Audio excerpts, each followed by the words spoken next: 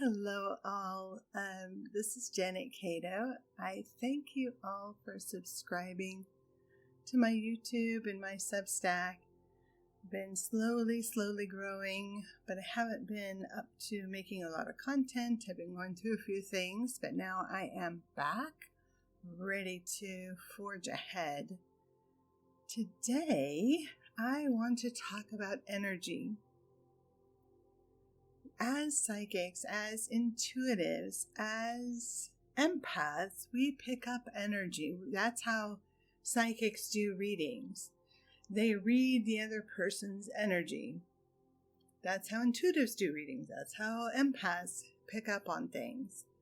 And so we're reading the energy of other people, and the way we feel has a lot to do with, and what we're picking up has a lot to do with our energy field and all that stuff.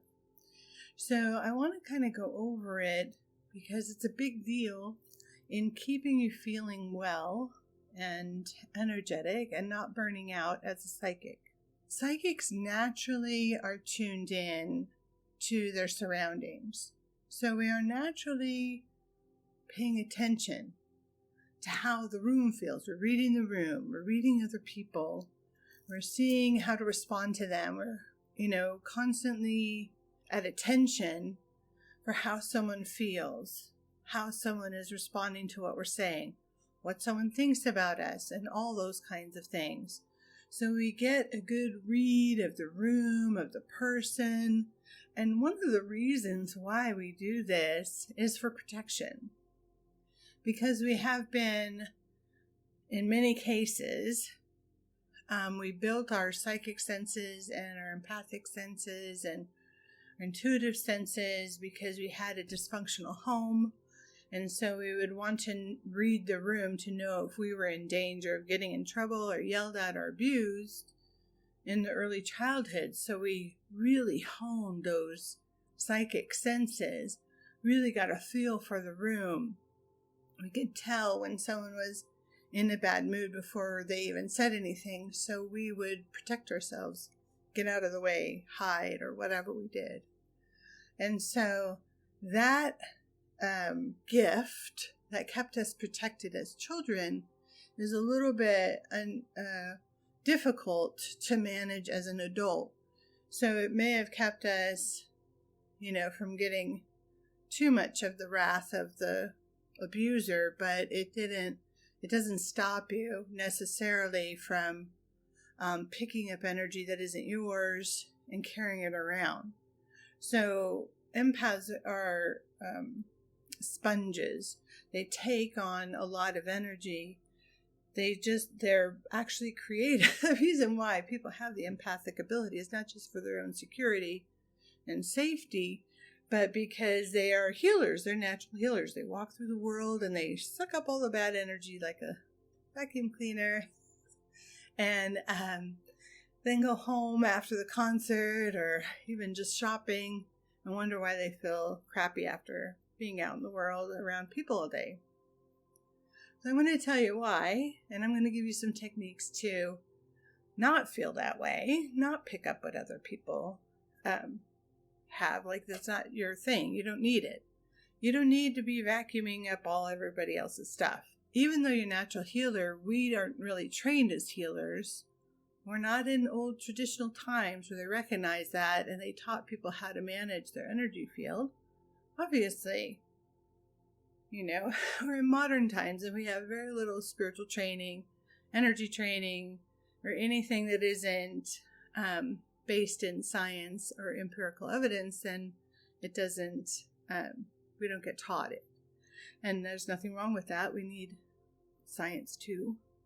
But we also need to have a little bit of education on how to handle our own energy fields, how to handle spiritual principles, how to understand spiritual principles, how to work with, what we're feeling and understanding on that intuitive level and even unconscious level to really have a sense of self that we don't doubt all the time. Okay, so when we walk around the world, we are reading the energy. We walk into a restaurant, we read the energy, we get a feel for it. What does it feel like to be there? Walk into someone's house, you get a feel for what it's like. Walk into, a really busy place, the airport, a concert, whatever. We're getting a feel for if there's any danger around you. If anything is off, anything feels strange. So the part of this training, part of this learning about energy is to really understand when you're doing that and to stop it, because you don't need to do that. You're not a little child who's going to get in trouble. You're not hiding from your abuser. You're not, all those things are not in place. So what we are going to do, though, is ask your spirit guides. Now, whether you work with your spirit guides or not, whether you talk to them or have conversations or whatever your level of communication is with spirit, doesn't matter. We're going to ask them to tell you when things are off. So you don't need to constantly have your feelers out, which is exhausting. So you don't need to constantly, be at attention when you're out in the world. We're going to ask Spirit to tell you if there's a danger, if there's something you need to know. You don't need to do that anymore. You can relax. You can have your own energy field clear of everybody else's energy. The reason why when we go to the store, a crowded store, and we come back exhausted is because we've been busy feeling to make sure there's no danger around. Our little feelers are out all the time, and that is exhausting.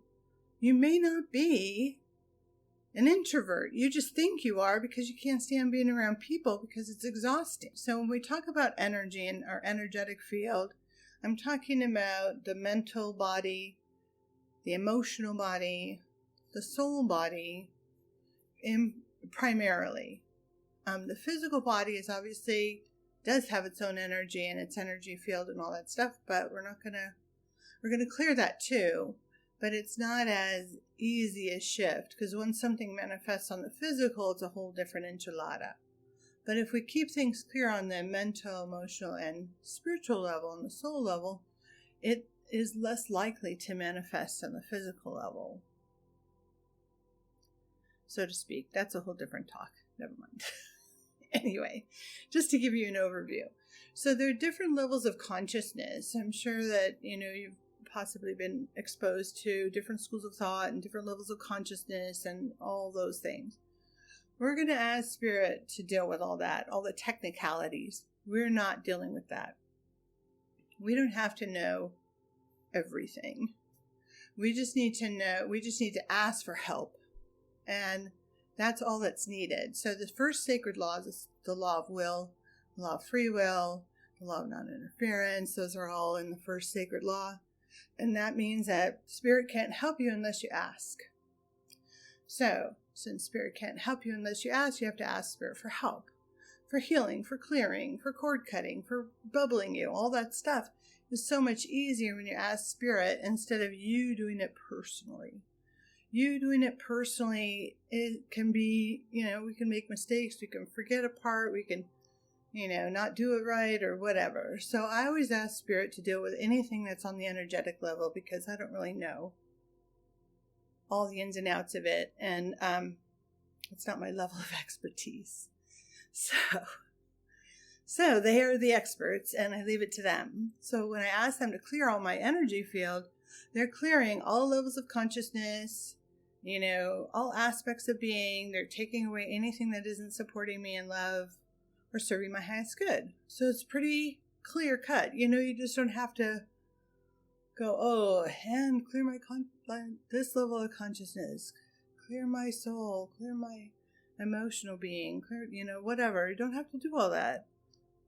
They know what they're doing. And once you start asking Spirit for help and interacting with them just by asking, you'll start to see how it manifests in different ways. And you don't really need to be a great channel or whatever. You just have to ask. Okay. So once we start asking Spirit to clear the energy field, we're also going to ask them, so they're going to take away any energy that's not yours, and they're going to cut all the cords to any and all persons, places, or events that hold you back, that weigh you down, that no longer serve you. So meaning that when we have a difficult day, we have cords to persons, places, and events, the difficult ones. So anytime we have an emotional charge around something, it creates a cord to that thing. Now this is a different school of thought, and you can debate it all you want. It doesn't matter. It doesn't matter your belief system. But what does matter is when we ask them to cut the cords to persons, places, and events that don't support us in love, we become lighter. We feel better. So why not do it? It will never cut the cords to unconditional love. So even if I had a difficult fight with somebody I loved and asked them to cut the cords to that fight, it would not cut the cords of unconditional love. It wouldn't erase the memory of the fight. All it does is take out the emotional charge of the fight. It takes out that pang, that hard regret or sorrow or wound that fight created. It helps ease it, and so that next time you talk to that person that you love, the past is cleared, and you have clear communication. My guide said it's like clearing the weeds in a rose garden.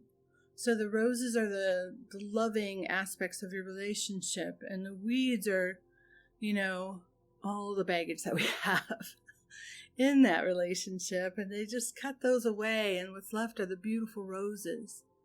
So some people don't want to cut cords because they think it's going to cut their relationship. It's quite the opposite. It gives the relationship room to bloom and grow and become beautiful, exquisite, healthy, alive. So cutting cords to nonsense, to the fight you had yesterday or whatever, is really refreshing and a beautiful thing, and you don't need to carry it around. You can learn from it and grow from it. Those are the roses, and you can let all the wounds heal when you cut cords. So then we're going to ask the guides also to create a bubble of light around us. Now, the bubbling thing has been around for a long time in esoteric circles. So when we ask for a bubble, it's really protecting us from any and all energy that isn't ours, period. I like to say any and all energy that doesn't support me in love, so I can get positive energy from people and still feel interactive with people without totally not feeling them. And also any energy that doesn't serve my highest good. So when we think about the highest good, we really don't know what that means. The highest good could be something difficult that happens and changes our life in a wonderful way. Or the highest good could be something that helps us in some way that we're just not conscious of in the moment. So we want to be able to just accept any kind of energy that supports our highest good so that we can live the life that we want to live as a spiritual person, growing into our potential and fulfilling our desires with ease. That's the reason that we state the highest good.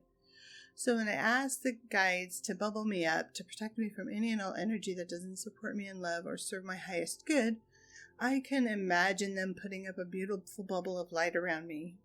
But each one of you will have a different bubble.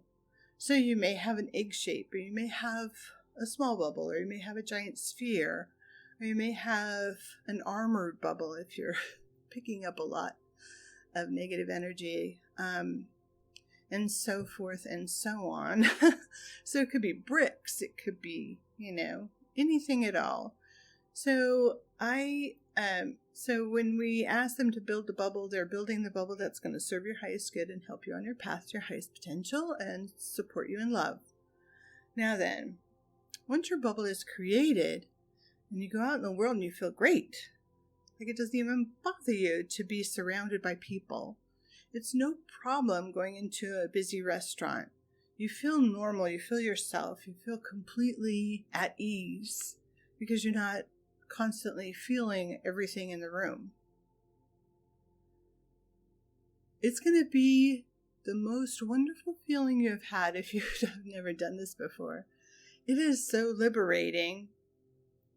So it is necessary to have a level of trust with spirit so that you feel safe. Because when you're in your bubble and you're interacting with people and you're not reading them, you're just taking them for face value, then you may feel like you need to read them in order to understand them. But I'm going to ask that you don't, and that if you find yourself kind of tuning into someone, ask Spirit to stop you and block it and repair the bubble. Because once you start tuning into someone without their request, knowledge, and permission, then you've created a hole in your bubble, and that hole in your bubble will put you right back to square one, because it can fill up with anybody's energy, not just that person's. So because we're out of integrity with sacred laws, so even if it's unconscious that we're tuning into someone, even if we're not trying to tune into someone, even if we don't want to read someone, and we're doing it, that's out of integrity with sacred laws. So Spirit can't stop you from doing it. They can't stop you from doing, anything you want to do. That's the first law. The first law of will, right? So they can't stop us from doing what we want to do. So we will gather up all the information of the room. If we're just sitting at dinner with someone in a restaurant, and we kind of want to tune into them, and we tune into them, and now we have an open field, so we get a whole room flooding in, not just that person. So then we have to go home and clear cut and bubble and try again next day. So there's no, karmic repercussions or punishment from it, except that, now you're flooded with a lot of energy you don't need or want, or, doesn't have anything to do with you. So remember, when you're tuning into someone without their knowledge, I'm not talking about if you're reading someone purposefully for the sake of their highest good, like doing a reading for them or healing and so on, that's fine. But when you're tuning into someone without their request, knowledge, and permission, and for me, that goes for even my students when I'm talking to them outside of class, outside of a session, I'm not tuning into them. They have to tell me what's going on with them. So I am completely not bombarded and burdened with other people's stuff all the time. And I'm not going off the charts with insanity. As you may have seen, occasionally some psychics get a little weird over time. So I'm not that. And so I always have this self-contained energy field that I'm not intruding on other people's privacy, and they can't permeate mine, so people can't read me without my request, knowledge, and permission, unless I give them free rein. And there are not a lot of people that I've done that for. Anyway, so if you want someone to read you any time of day, that's fine. You can ask for them to do that, but you need to keep your energy contained for you, for your own well-being. So when you think of, so it's not just like when you're in person tuning into someone. It's also if you're just going about your business, your day, and you think, oh, I wonder how my friend Sue is. I wonder how she's doing. And then your little antenna goes up and goes beep, beep, beep, beep, beep, beep, on over to Sue, tunes into Sue, sends you back information. Now you have an opening in your bubble. You just read her without her request, knowledge, and permission. Even though it was unconscious, all you did was ask a question. Wonder what's going on with Sue? Beep, beep, beep. It's an unconscious response. We're so programmed to do it, to protect ourselves, that we constantly do it. We don't realize how much we're reading other people. So, if you do that by mistake, because we're all very curious, some time has passed by and you're starting to feel heaviness again, and you're starting to feel like, oh, people are bombarding me with their stuff again. Think back to what you wondered about, how your bubble opened. And this is not to punish you, but it's to give you awareness of how this energy is working in your life.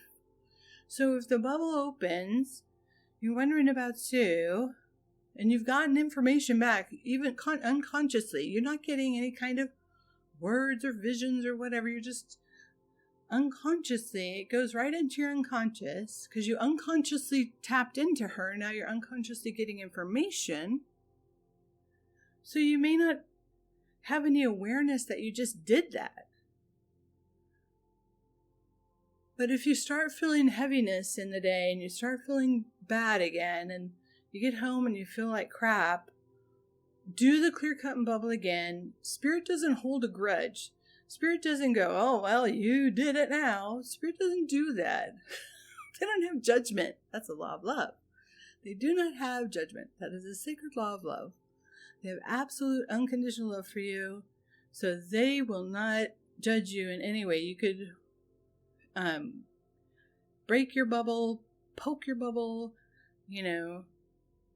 compromise your bubble all day long. They'll keep redoing it. They don't go, well, we're not going to do this again. They're not your mother, not your father. They are going to just keep doing it over and over again every time you ask, without any judgment on you. So if you get home and you feel crappy, you're like, oh shoot, somehow my bubble got open. I'm going to ask Spirit to clear cut and bubble me again and help me stay bubbled. You're just going to have to keep doing it over and over again as you get used to this. Once you get used to it, because also remember, it's a feeling of security to be able to read the room. So being able to read the room tells you if there's a bad person over there, or, if there's something coming up that'll be uncomfortable or whatever.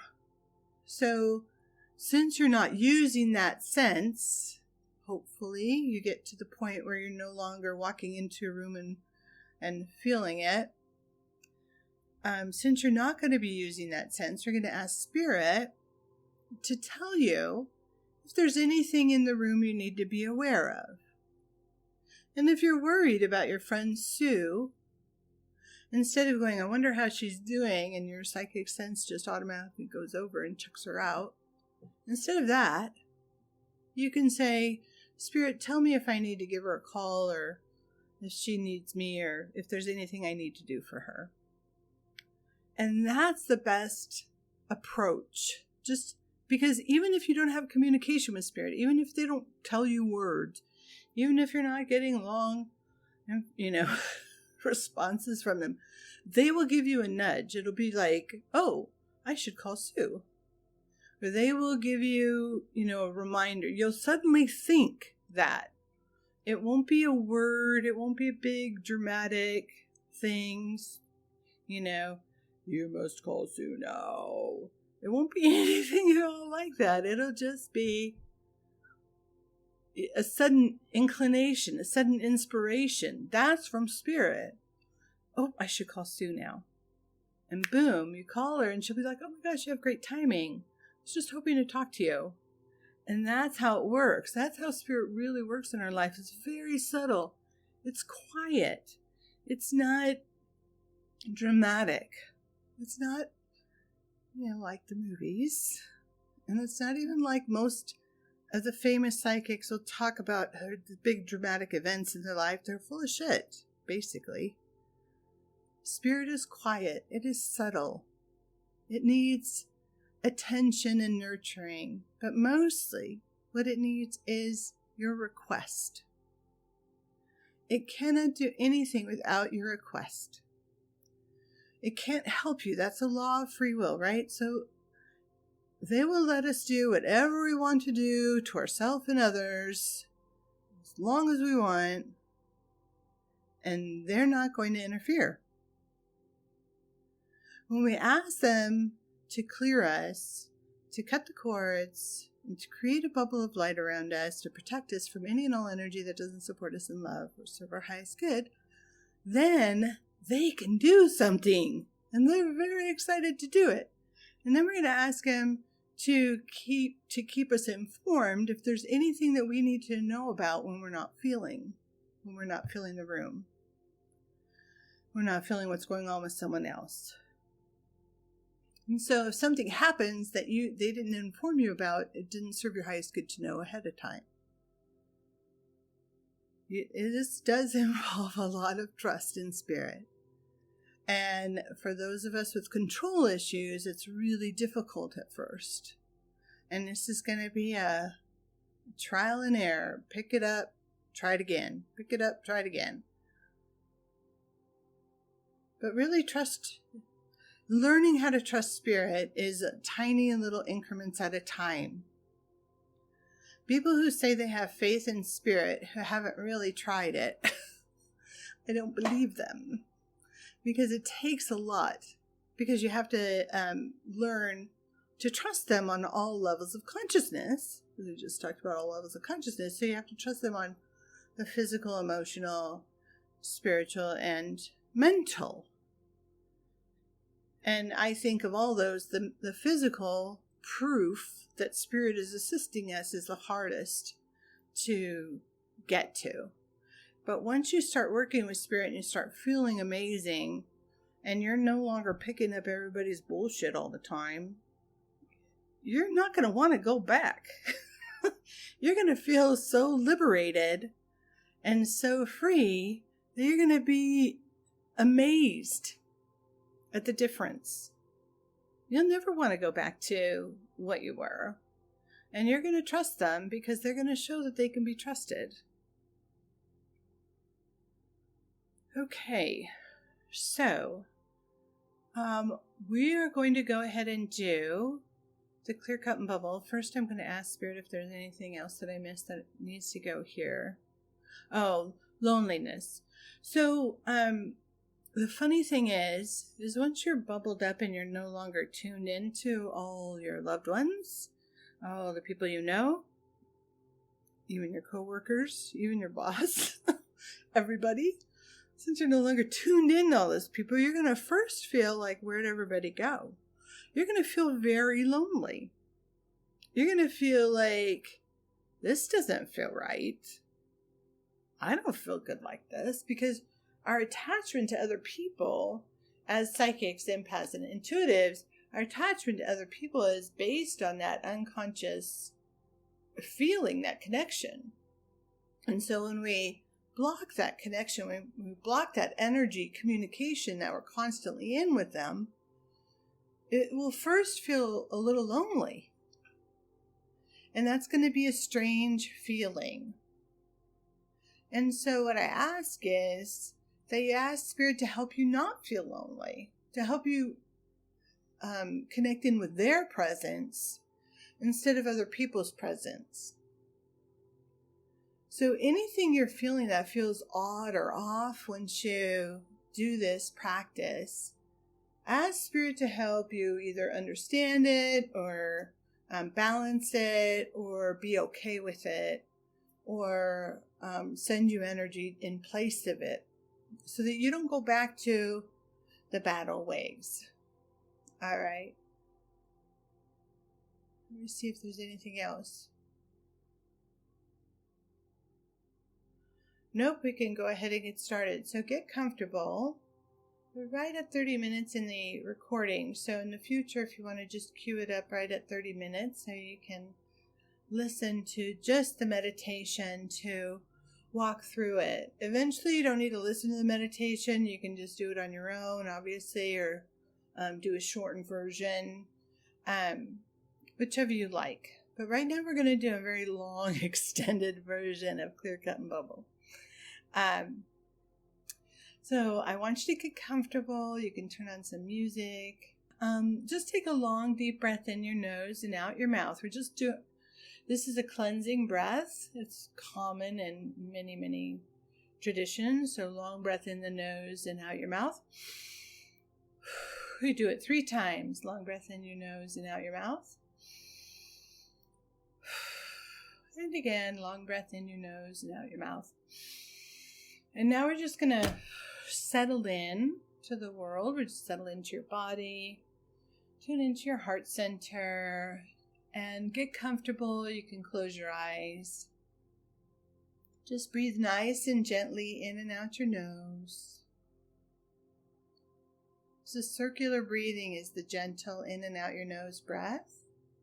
Get into a rhythm with it. Good.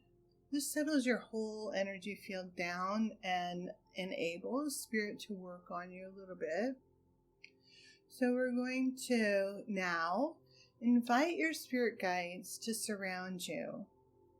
There's a lot of different ideas about how many spirit guides we have, but just imagine you see lovely beings of light surrounding you. It could be any kind, angelic, ancient masters, whatever. Just, you're seeing these beautiful beings who are glowing with light, and you feel love from them. Ask them to beam you love if you're not feeling it right now. Just send you love, fill you up with love. Keep breathing gently in and out your nose. Get a sense of their presence and thank them for being with you. Okay, so first we're going to ask them to clear your energy field of any and all energy that does not support you in love, any and all energy that is not yours, and any and all energy that doesn't serve your highest good. We're just going to ask them to clear it away. Just keep breathing gently in and out your nose as you feel the energy around you clear. Because it can also not just be other people's energy, it could also be your thoughts, worries, anxieties, and feelings that they're clearing out too. So anytime we have a thought or a feeling, it can get kind of caught up in our energy field. It doesn't just float away. So if we've been worrying about something over and over, it could be hanging out around us. We're just going to clear it away. So simple and easy.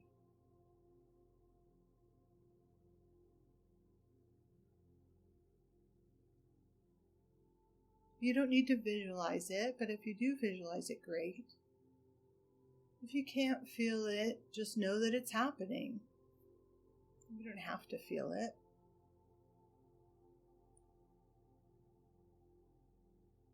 Just settle into it, though. Allow them to release everything that doesn't support you in love.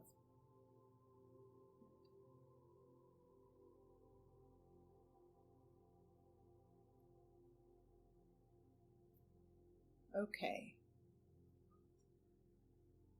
Now they're going to cut any and all cords that don't support you in love or serve your highest good. Any and all cords to any past event, any past interaction with a person.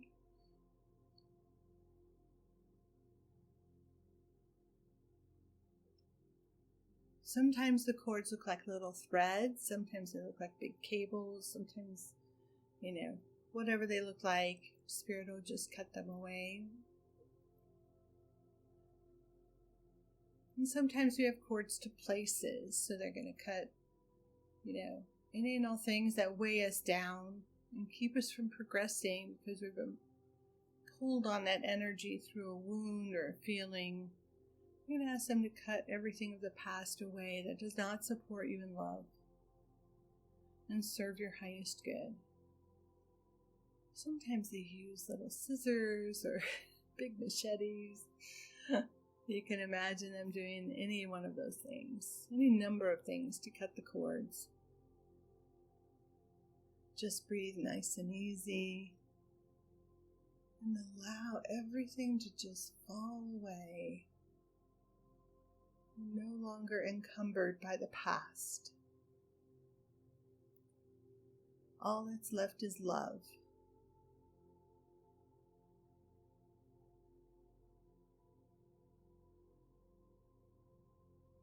And now we're going to ask them to send you beautiful healing light. So they've released a lot, and now we fill up the spaces that are empty from the release. We're going to fill them up with beautiful light. The light can be any color or many colors. It can come in waves. It can come like rain.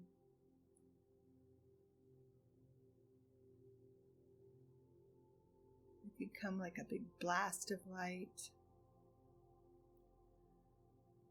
Allow it to fill up your entire energy field, which could be quite large around you. Allow it to fill up your physical body. See if you could get a sense of it going into your cells.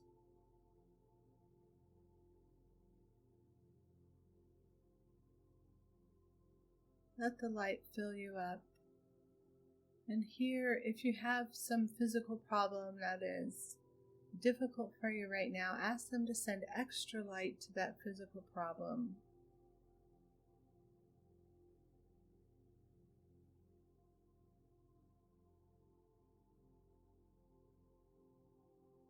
Very good. We're going to thank your guides for all they're doing for you. And we're going to ask them for one more thing. And that is that they surround you with a bubble of light to protect you from any and all energy that does not support you in love or serve your highest good.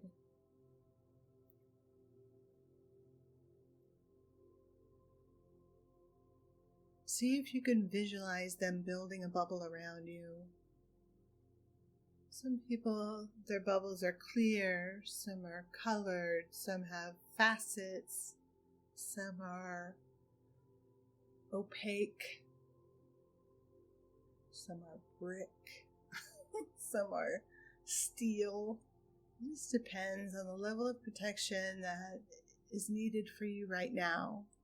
Each time you do this, it could be different. You get different colors and different imagery of them cutting cords. You get different types of bubbles. Just to let them do what they need to do to protect you. Observe it with gratitude.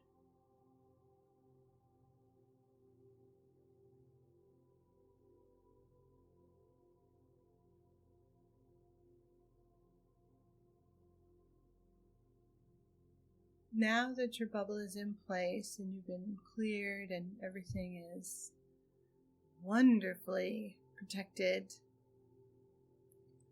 thank your guides and ask them if there's any kind of message for you now that they would like to give you now. We're just going to wait a few seconds and see if they have a message for you.